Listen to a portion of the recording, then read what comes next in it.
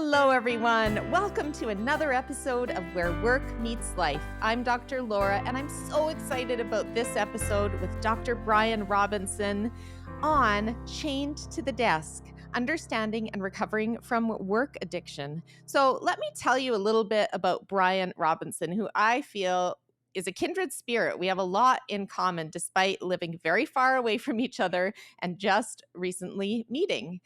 Bryan is a licensed psychotherapist with a thriving private practice. He lives on the side of a mountain in Asheville, North Carolina, and he's a professor emeritus at the University of North Carolina at Charlotte. He has written 40 books, and one of his most recent book, which I'm holding up for the YouTube, folks, is Chained to the Desk in a Hybrid World, a guide to work-life balance. Just a powerful, beautiful book about how we can get a handle on our work-life well-being. And Bryan has so many great analogies in this book, really great case studies, and we're going to talk about it on the episode. In addition, he's written over 100 scholarly journal articles, so he's done tons of research on work-life balance, work-family interference, which is when work addiction gets in the way of our relationships and our marriages. And he's also appeared on numerous television programs, including ABC's 2020, Good Morning America, World News Tonight, etc., etc., even The Doctors. So fascinating. And like me, he also writes fiction, and he likes to think of himself as healing by day and killing by night because he writes murder mysteries. And his latest is called Way Dead Upon the Swanee River, which was just made into a television pilot and is being produced for a stage musical in 2025. Fascinating. So like me, I wrote Losing Cadence and Finding Sophie, which is in the process of being made into a TV series. Knock on wood, it's a marathon, not a sprint, but we're heading in the right direction for that. And I'm just delighted to have a kindred spirit in Dr. Bryan Robinson. He was hit by a hurricane after we recorded this episode. The horrible hurricane in North Carolina hit his property. So I'm thinking of him constantly, wishing him well in the recovery of his place and all that is there in his home and office, etc. I know that this must be a really difficult time, but by the time this episode launches, hopefully everything is back in working order for Dr. Bryan Robinson and his family. Welcome to the show, Bryan. Thank you, Laura. It's great to be here. I am just so delighted that our paths crossed, and I want to know more about why you focus so much effort in your life around workaholism and its impacts. Well, because it's had an impact on me for many years. When I was a professor at the University of North Carolina, I didn't know it, but it was something that really had me addicted, is the only other word for it. So I call it work addiction, which makes it sound a little more serious than workaholism. We tease each other about being workaholics. We don't tease each other, though, about being alcoholics or food addicts or, cokeheads. But what I learned in my own personal life, and people still kind of chuckle when I say it, is that work addiction kills and it destroys families. And it can certainly cause the person who is addicted to end their life early. The Japanese call it koroshi. We don't have a word in the English language for it, except work addiction, but it does kill people. And so my personal story is when I was a professor at the university, I worked 24/7. I worked all holidays. I worked weekends. And I remember one time in particular when it kind of hit me it was a Friday afternoon and the weekend was totally open, nothing planned. And I remember thinking, what am I going to do this weekend? And feeling anxiety, overwhelmed with anxiety, not a panic attack, but just incredible anxiety. And then I looked at the campus news and saw a call for grants. And immediately I wrote a proposal that weekend, and I knew this is going to calm me down. It was kind of like an alcoholic taking a drink. knowing that I had this project that I put under my arm, and heading home, I felt calm. Um, that was the beginning. And then I started to pursue, wait a minute, what's behind this? And of course, having grown up in an alcoholic home, for many of us who are adult children of alcoholics, control becomes an issue because we often feel out of control when we're growing up. And so the work addiction was a way for me to assuage the anxiety that I had as a kid, growing up in a sea of chaos and never knowing when all hell was going to break loose. So it kind of led me into an internal journey to help me understand more, where is this coming from, and now what do I do about it? Wow. So you really almost hit rock. Well, would you say you hit rock bottom as a workaholic where you almost lost things that were important in your life, like your marriage or your family or anything? Well, my marriage was on the rocks. My physically, I was having gastrointestinal issues. Friends didn't exist anymore because my best friend was my work. That's about all I did. So yeah, there were a lot of warning signs around. I'm not sure I hit a very bottom, which I'm glad of, because that could have been death. I guess would be the ultimate bottom. But you know what? Here's something that woke me up. Uh, and that kept me from going deeper. At the university, we had a group of Tibetan monks come to perform. And as they were getting ready to go on stage, a group of fundamentalists outside the auditorium circled, saying that Buddhists worship the devil and they were evil. And of course, I was furious. But I saw the monks, they smiled, they held the show, went outside. At that point, they were singing Jesus Loves Me. And the monks joined hands with a smile on their face, not, not being sarcastic, but being loving. And they sang Jesus Loves Me. And the group disbanded. I was amazed. I remember thinking, remember the movie when Harry Met Sally? And the customer says, I'll have what she's having. I remember thinking, I want that. I don't know what that is and how they got it, but that's what I want. And it was it was the absence of control, really. It was just being. And I had no idea how to get there, but that's been my journey ever since.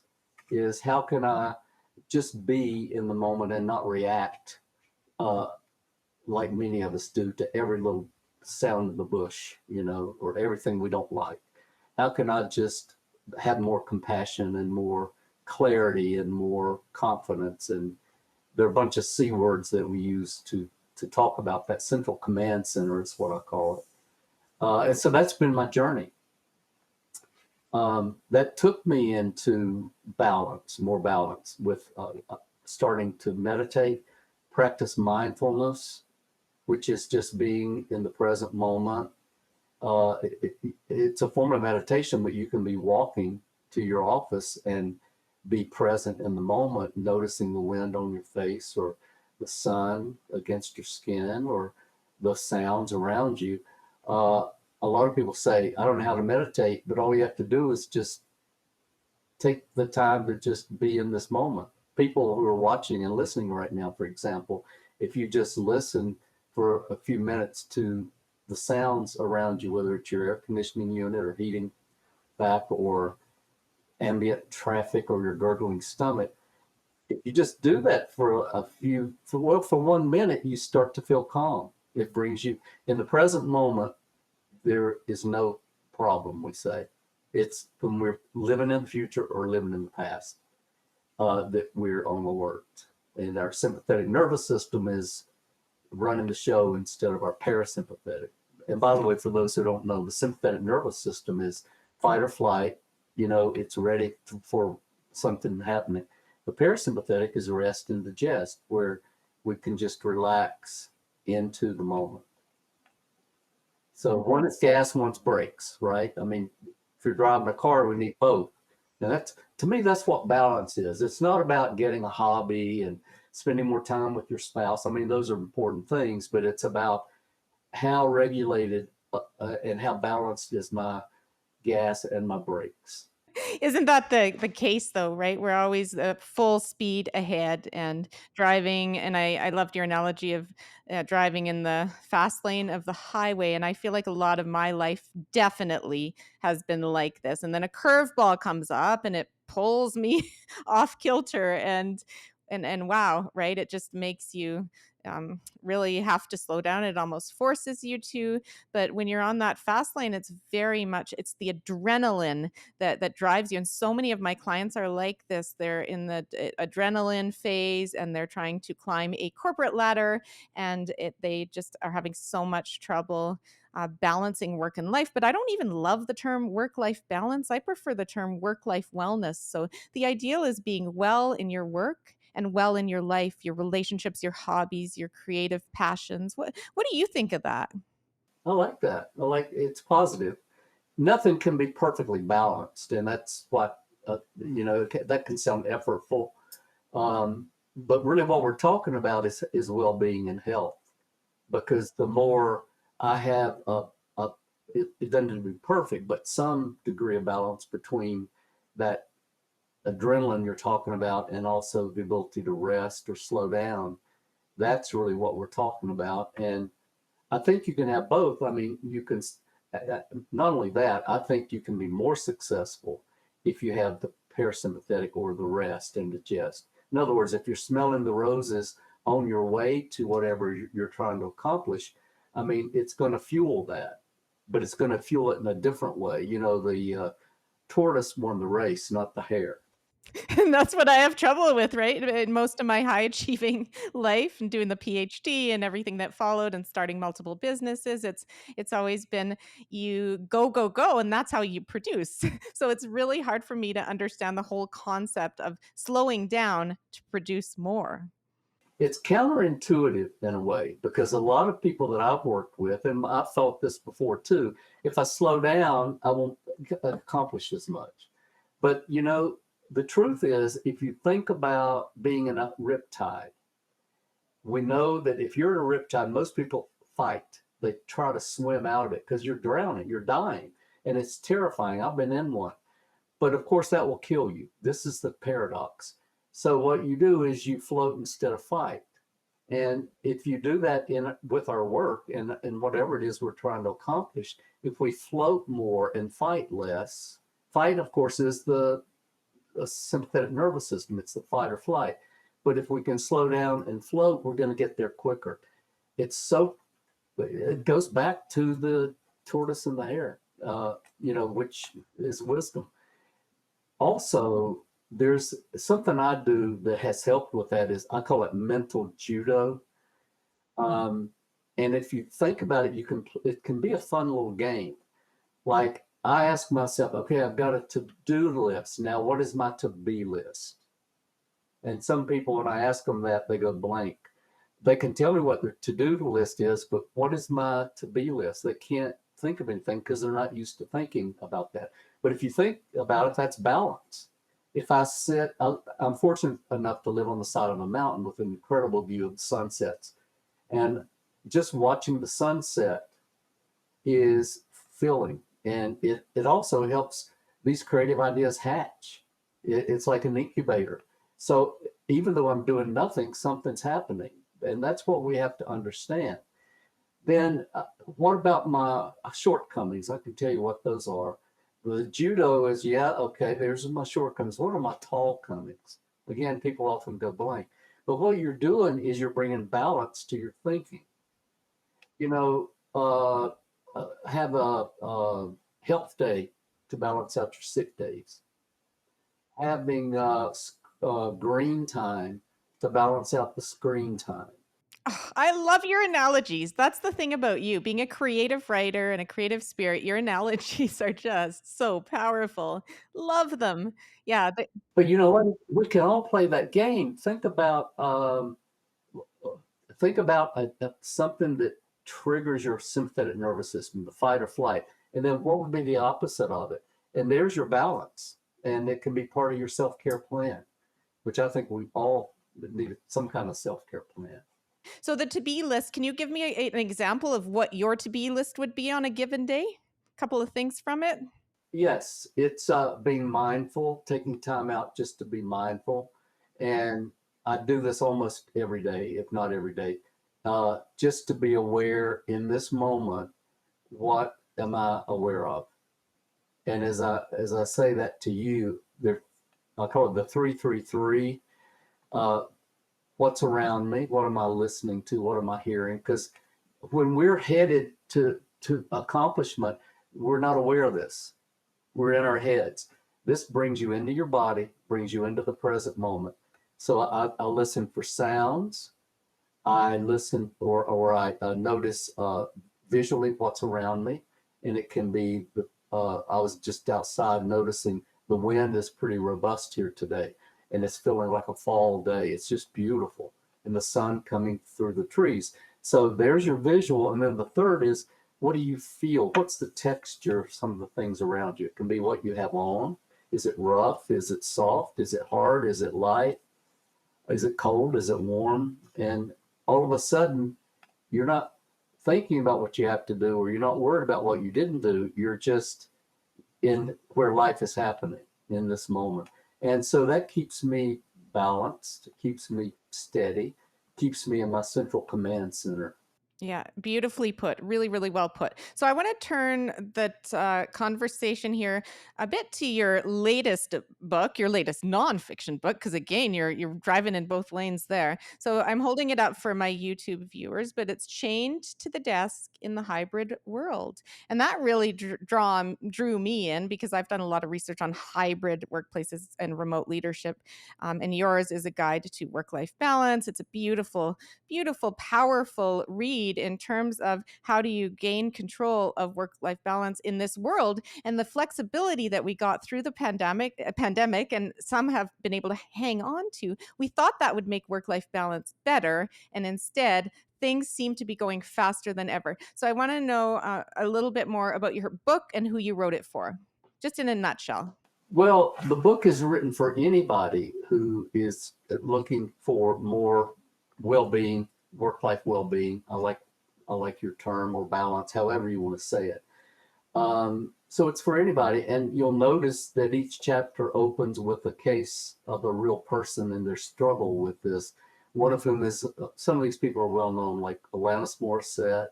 An interview I did with her, uh, and she goes around telling everybody I saved her life, which I did not. She saved her own life. She's precious. Um, there's Ariana Huffington, who talks about her struggle with, you know, she didn't call it work addiction, but with accomplishments, and how she burned out, fell, hit her cheek, broke her cheekbone. Um, there's Jewel, who talks about her teenage years and running away from home, and what was at the bottom of that. Richard Swartz, who is best known as the creator of a type of therapy called internal family systems therapy. And I've worked with Dick, and he talks a lot about his experience in personal experience as well as professional experience. So, and there's Dan Harris, formerly from ABC, who wrote 10, 10. I can't remember the name. Oh, I can't remember the name of this book, but it's really about mindfulness and being present and how to meditate. So there are a lot of well-known people, but there are a lot of just people who have struggled with this and how they overcame or how they dealt with the struggles of success and accomplishment without getting too sick. Oh, some of these folks actually were on the verge of suicide, and that's how far it can take you, unfortunately. Wow. And we will get the name of that book. You couldn't remember. We always include everything in our show notes, in our, yeah, everything in our posts to make sure that we share these valuable recommendations. So thank you, Bryan. I also talked about Gloria Steinem, who called me one day and said, "I feel like I know you." And of course, I knew who she was, but I didn't know her. And what she meant was our childhood was so similar. And the book shows how when you grow up in a certain type of childhood, it can contribute unwittingly to your overworking and your lack of self care. And she recalled coming home and never knowing if her mother would be walking around aimlessly in the streets or sitting quiet sewing. So she had this Dr. Jekyll, Mr. Hyde experience like I did, which led her to her own workaholism, and how she got through that. So it's an insidious illness, and it's one that we laugh about and tease about.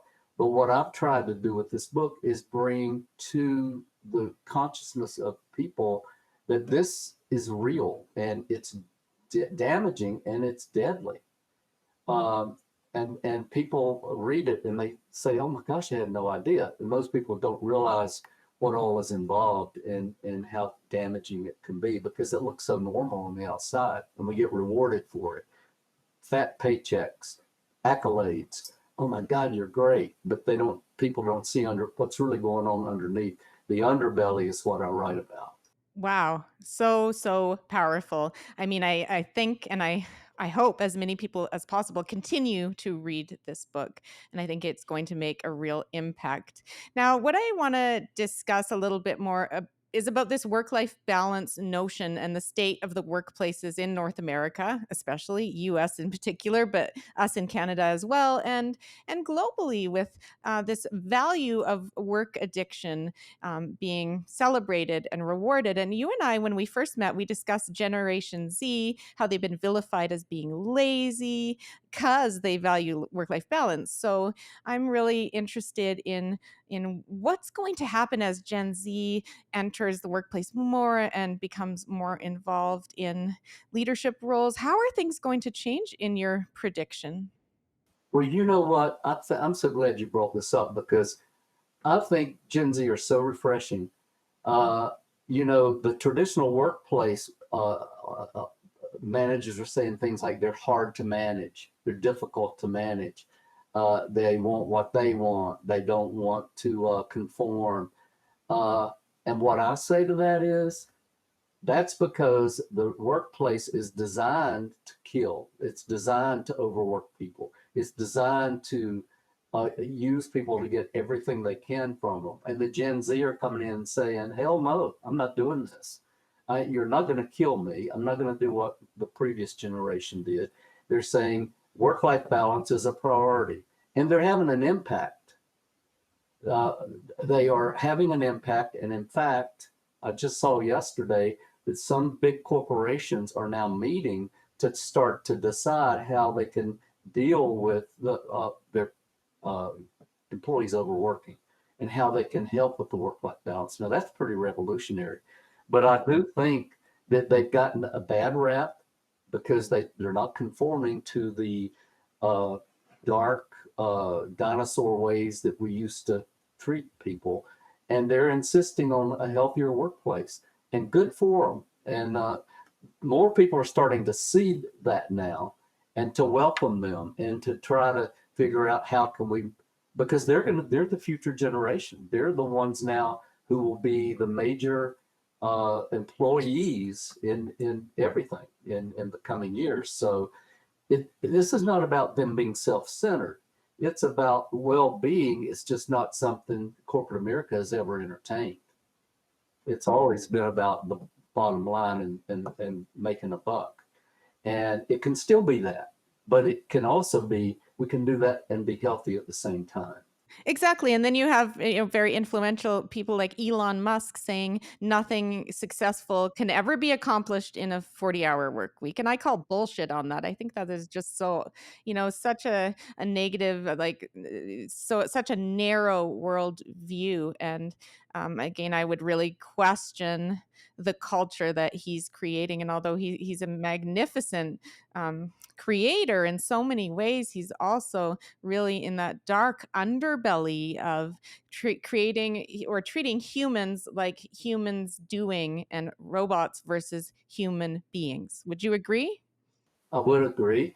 And I don't think he's alone because a lot of these folks, and I'm not going to name names, but you can think of Apple, you can think of Amazon, you can think of some of the big, the heads of these often start working at 2 or 3 in the morning.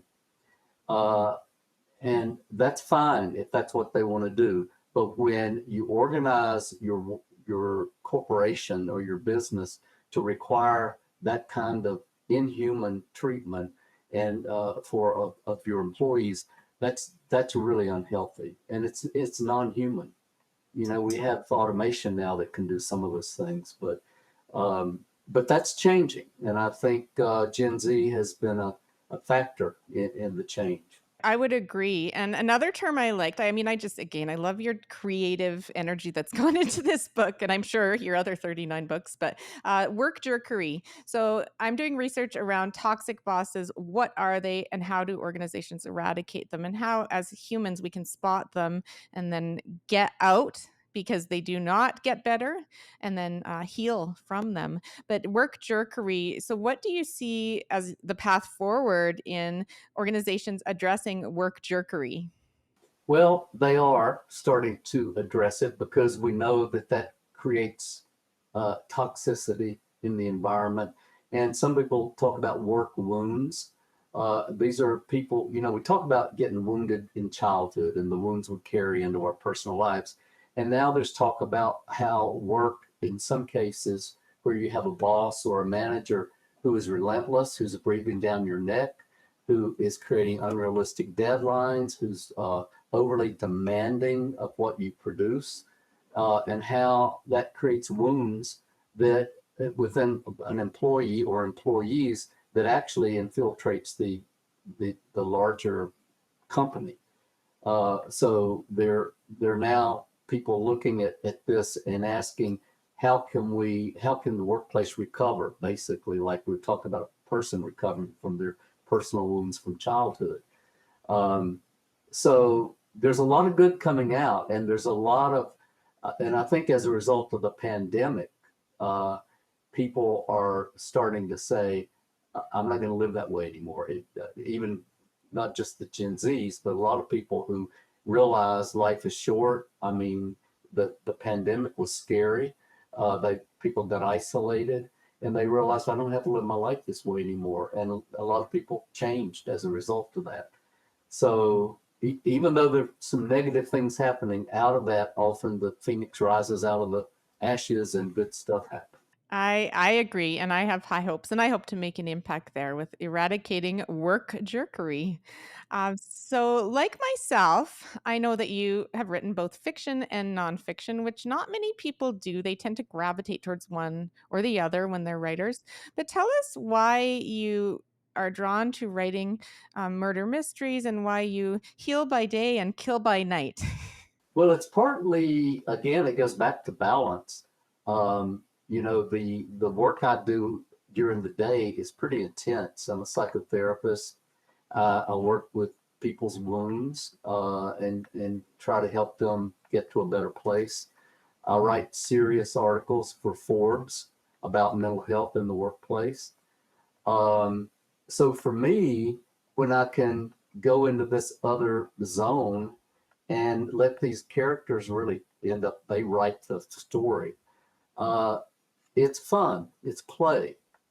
Uh, I've had to learn to get there though, as I mentioned before. I used to stick pretty much just in the serious professorial until I started looking for the search that I was on, and it opened up this whole other world of life is not supposed to be all serious and all work. It's supposed to be fun and fulfilling uh, and so for me writing fiction especially opens up another whole avenue and off balance is actually the seriousness and the intensity of what I do during the day. I don't, I mean, I do write every day just about, but it's not, and sometimes it's fiction, sometimes it's nonfiction. But these characters now have become almost real to me, and I realized a lot of them are just projections of myself. The main character, for example, Brad Pope, is a workaholic therapist, and that's one of the things he's struggling with. But he's also convicted, or not convicted, but charged with a murder when he goes back to his hometown. So there are a lot of twists and turns in the way Dead Upon the Swanee River. And the second book, which comes out, is already written next year, is called She'll Be Killing Round the Mountain. So all these books are songs, and it's a series of the same characters all the way through. And the third book, which I'm working on, is called Michael Row the Body Ashore. So you can see how I've taken they're actually basically old slave songs and turned them into murder mystery song. Unreal. So and I think whether it's writing, whether it's art, whether it's music, whatever it is, it's taking the time to use your creative energy outside of work. And I mean, you may have a creative job, but if you feel like you don't have enough of a creative outlet, it's such an important part of life, isn't it? Yes, it is. It's one of those C words. There are 10 C words that I use, that we use, a lot of us in therapy, to just as an index of am I uh, am I the captain of my ship, or am I a passenger? Am I leading my life fully, or am I limiting myself?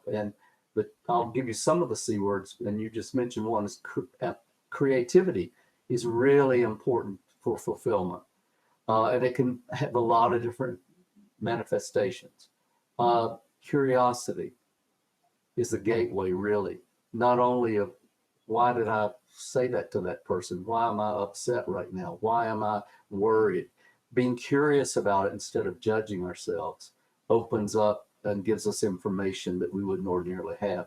Calm, uh, connectedness with other people, compassion, I said curiosity, I said compassion. I'm trying to think, confidence, courageousness, celebration, and comedy.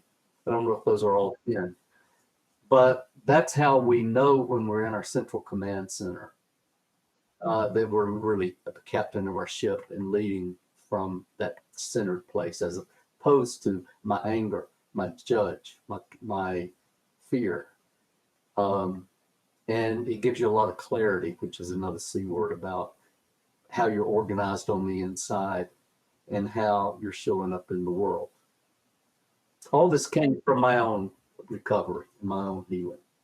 Yeah, I love C words too. My other company, Canada Career Counseling, we call it CCC, and it's about clarity and confidence and courage and finding your true meaning and purpose in your career path. And so many people are struggling with that as well, because they went into a career because they should do something, or it makes enough money, or they feel that pressure from society, and then we end up having to help them heal and figure out a path forward. We sure do. We sure do. So yeah, we have a lot of alignment, that's for sure.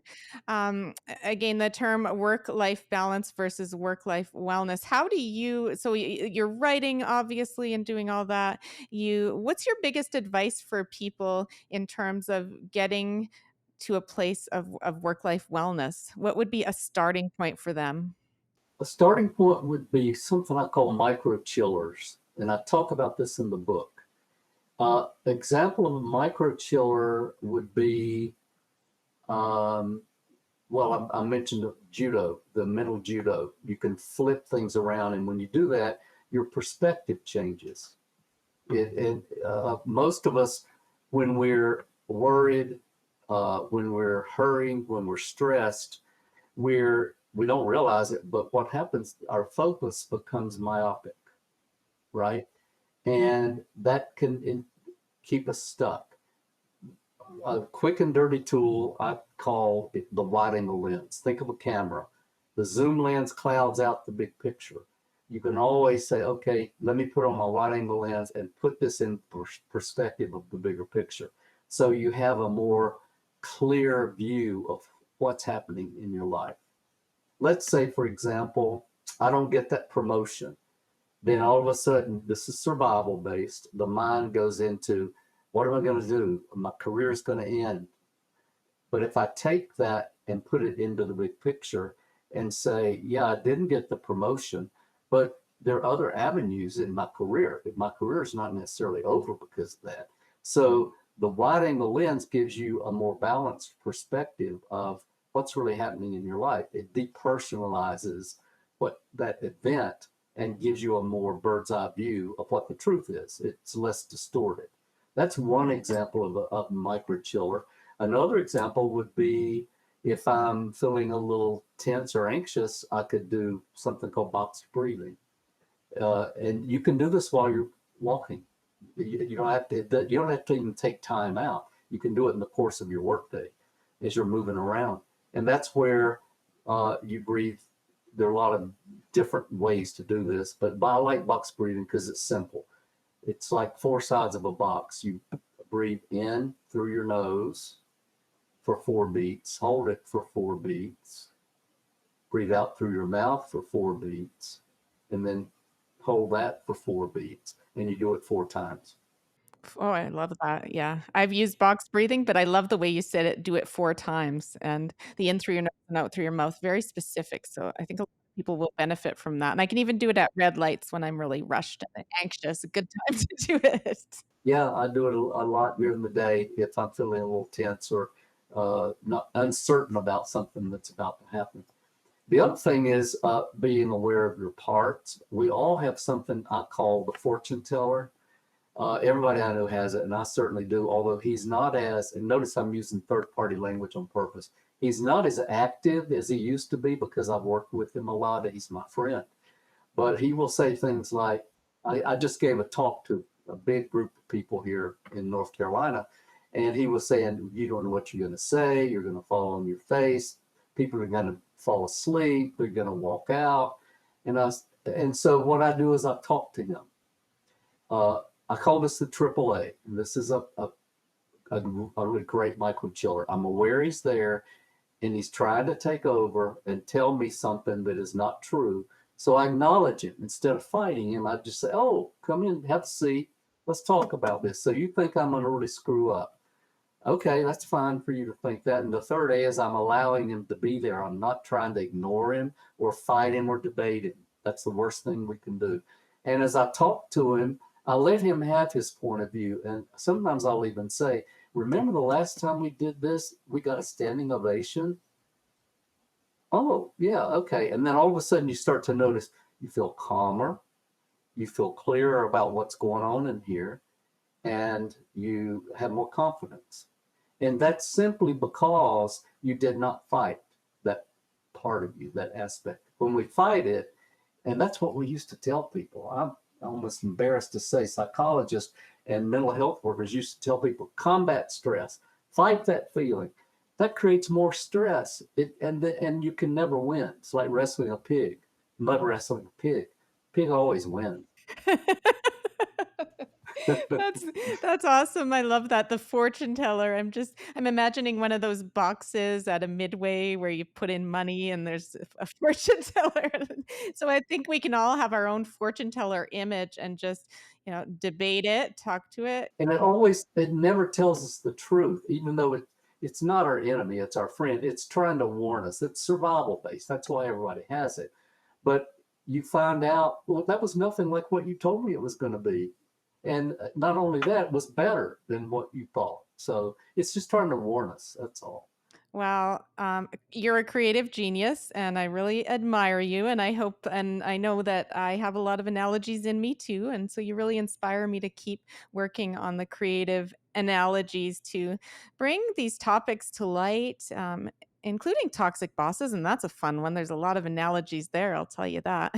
and, um, and my final question for you, Bryan, is if you could have one wish for a better world when it comes to work and life and humanity, what would it be? That's an easy one.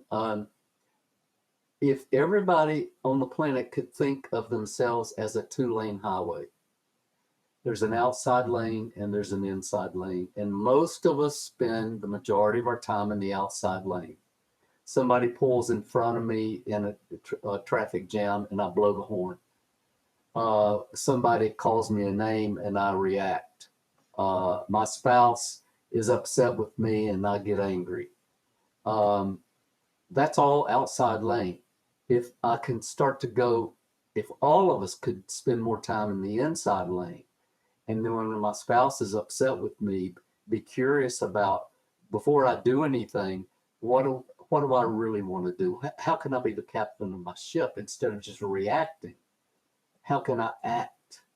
And if more of us would spend a little more time inside, paying it and knowing who we are and being the captain of our ship and being at our central command center, we'd be reacting less, we would be fighting less, we'd be killing less, and we would have more calm and compassion for other people. But it requires spending time in the inside lane. We don't get that just from the outside lane. That would be my wish. It's something that I can't make or have everybody else do, but it's my goal for me is to spend more time in that place because it makes me a better human being. That's all I want. It's just to be better, like the monks I described. And it's so funny. My office looks onto a Tibetan monastery and it's so beautiful. And we go there for lunch. Sometimes they have a vegan lunch buffet, but they're the most kind, gentle souls. And yeah, so thank you for bringing up monks today. And I would agree that I think the more time in the inner lane, the more we can rise in our connection and consciousness as humans because we're all connected and we have a very, very tricky world, but I think we also have a beautiful world that we can bring much more love, compassion, etc. to. And it allows us to be drawn instead of driven. The outside lane, we're driven. The inside lane, we're drawn. Beautifully put. So I could talk to you for another hour, but I won't. But I do highly recommend your book to our viewers. We'll share the book, Chained to the Desk, in the show notes. And it's been an absolute delight and privilege speaking with you today, Dr. Bryan Robinson. Thank you, Dr. Laura. Stay well.